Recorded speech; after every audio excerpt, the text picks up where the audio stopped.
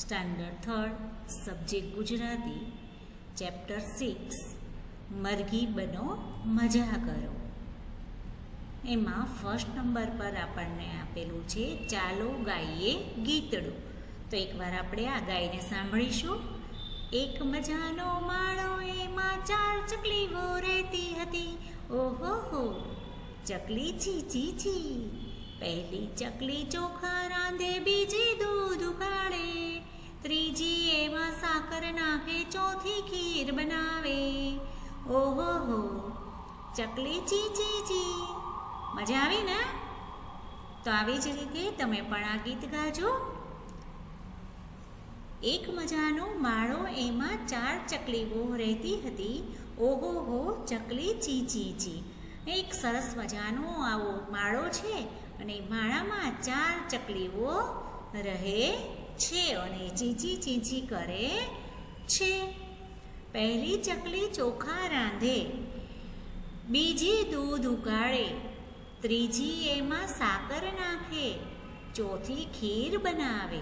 4 ચકલીઓ સાથે મળીને રહે છે એટલે 4 ચકલીઓ સાથે મળીને કામ કરે છે. તો પહેલી ચકલી ચોખા રાંધે છે, બીજી દૂધ ઉકાળે છે, ત્રીજી એમાં સાકર નાખે છે અને ચોથી ચકલી ખીર બનાવે છે.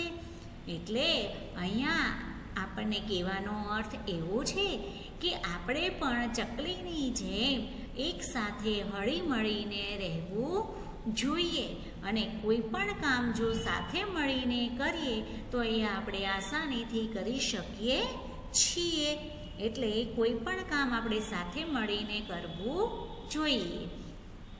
હવે અહીંયા આપેલું છે મારે શું જોઈએ? વિદ્યાર્થીઓને કામ સાથે વસ્તુના ચિત્રો જોડવા કહો. જોડ્યા પછી વારાફરતી વિદ્યાર્થીને તે વસ્તુ સાધન પોતે કેવી રીતે વાપરશે તે બોલવા કહો.